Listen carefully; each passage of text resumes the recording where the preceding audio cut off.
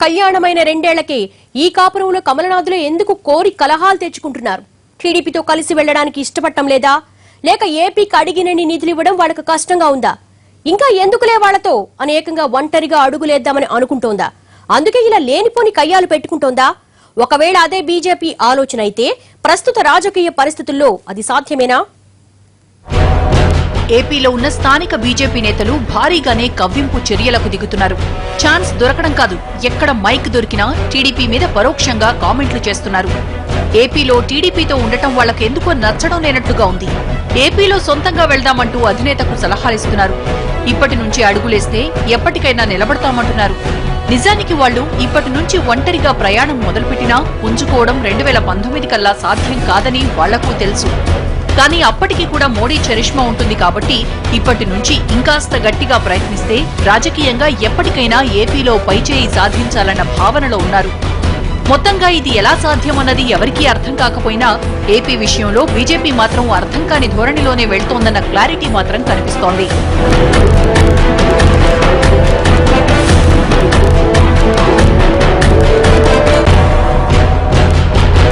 కానీ ఈ విషయంపై చంద్రబాబు మాత్రం ఏమీ స్పందించడం లేదు. ఆయన మౌనంగానే తన పని తాను చేసుకుపోతున్నారు. దీన్ని అలుసుగా తీసుకుని ఏపీ బీజేపీ నేతలు మరింత రెచ్చిపోతున్నారా అన్న అభిప్రాయాలు ఉన్నాయి. ఇలా రెచ్చిపోవడం ద్వారానే ఏపీలో బీజేపీకి ఉనికి తీసుకురావాలని చూస్తున్నారా అన్న అనుమానాలు కలుగుతున్నాయి. కానీ ఏపీ బీజేపీ నేతల వైఖరి మాత్రం 2 పార్టీల మధ్య దూరాన్ని పెంచుతూనే వచ్చింది. ఇటీవల వైసీపీ నేతల చేరికతో క్రమేపీ టీడీపీ రాజకీయంగా బలపడుతోంది. ఇది ముందు ముందు మరింత పుంజుకుంటే 2019 ఎన్నికల్లో బీజేపీ ఒంటరిగా బరిలోకి దిగడం కష్టమే.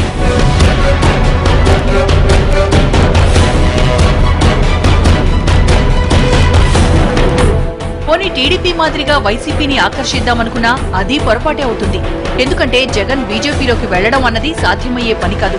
వైసీపీ మూలధనం ముస్లిం మైనారిటీ ఓటు బ్యాంకే.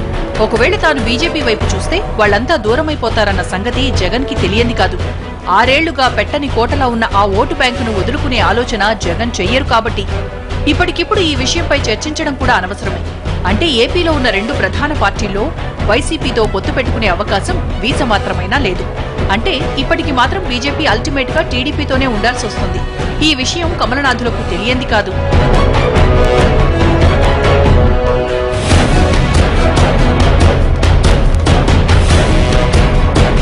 ఏపీ టీడీపీ బీజేపీల మధ్య వైరం పొడసూపుతున్నా ప్రస్తుతానికి మాత్రం దోబూచులాటే జరుగుతోంది. ఇటు ఏపీ బీజేపీ నేతలు అటు కేంద్రం ఎంతలా కవ్విస్తున్నా టీడీపీ మాత్రం కన్విన్సింగ్ గానే అడుగులేస్తోంది. అయితే దీని వెనక టీడీపీ అధినేత వ్యూహం ఏంటన్నది బహిర్గతం కాకపోయినా నిధుల కోసమే ఇలా మౌనంగా ఉందనుకోవడం పొరపాటు. ప్రస్తుతానికి కేంద్రంపై ఎదురు తిరగకుండా వ్యూహాత్మకంగా ఒత్తిడి పెంచే ధోరణిలో ముందుకెళ్తున్నారు. ఏపీ బీజేపీ నేత సోము వీర్రాజు ఎంతలా కవ్వించినా బాబు ఢిల్లీ టూర్లో కానీ ప్రధానిని కలిసినప్పుడు కానీ తిరిగి బయటకొచ్చాక కానీ ఆ అంశాన్నే ప్రస్తావించలేదు. దీనిని బట్టి బాబు వైఖరి అర్థమవుతోంది. బీజేపీ ఎన్ని గేములాడినా చంద్రబాబు నాయుడు మాత్రం వాటిని పెద్దగా పట్టించుకుంటున్నట్లు కనిపించడం లేదు. ఎందుకంటే ఇప్పటికిప్పుడు బీజేపీతో సంబంధాలు చెడగొట్టుకోవాలన్న ఆలోచనలో చంద్రబాబు లేనట్లు కనిపిస్తోంది. రాష్ట్ర ప్రయోజనాల దృష్ట్యా ఇప్పటికిప్పుడు తెగదెంపులు చేసుకోవడం కన్నా రాజకీయంగా మరికొంతకాలం వేచి చూసే ధోరణిలో ముందుకెళ్లాలన్నట్టుగా బాబు ఆలోచిస్తున్నట్లు తెలుస్తోంది. నేను అడిగింది ప్యాకేజ్ కాదు, బైఫర్కేషన్ యాక్ట్ లో ఏవైతే ఉన్నాయో అవి వాస్తవాలు ఏవైతే ఉన్నాయో అవన్నీ దృష్టిలో పెట్టుకొని న్యాయం చేయడం. మూడోది, ఒక స్పెషల్ స్టేటసే కాకుండా స్పెషల్ స్టేటస్ ఇస్తే ఏమొస్తుంది? 90% ఈఏపీ ప్రాజెక్ట్స్, 90% ఏదైతే మీకు సెంట్రల్ స్పాన్సర్ స్కీమ్స్ గ్రాంట్ వస్తుంది.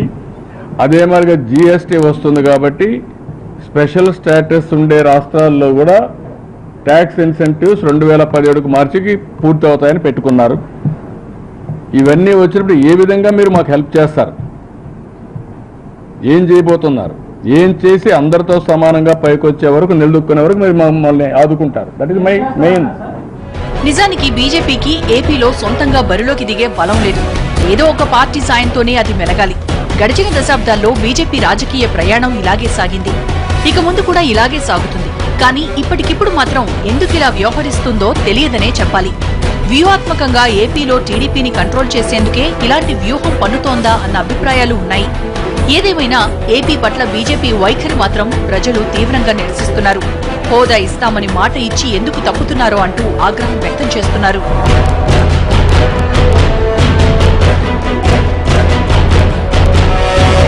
అయితే ఈ వ్యూహ ప్రతివ్యూహాలన్నీ ఎవరికి వారే ప్లే చేసుకుంటే పర్వాలేదు, కాదని ఒకరిపై ఒకరు ప్రయోగించుకుంటే మాత్రం 2019 సార్వత్రిక సమరంలో బీజేపీ టీడీపీ కలిసి నడవడం కష్టమనే చెప్పాలి. ఒకవేళ అదే బెటర్ అని ఇప్పటి నుంచే అటు బీజేపీ అడుగులేస్తే అసలుకే ఎసరొచ్చే ప్రమాదం కూడా లేకపోలేదు. ఇది వాళ్ళ స్టోరీ బోర్డ్. మరంశంతో మళ్ళీ కలుద్దాం. నమస్తే.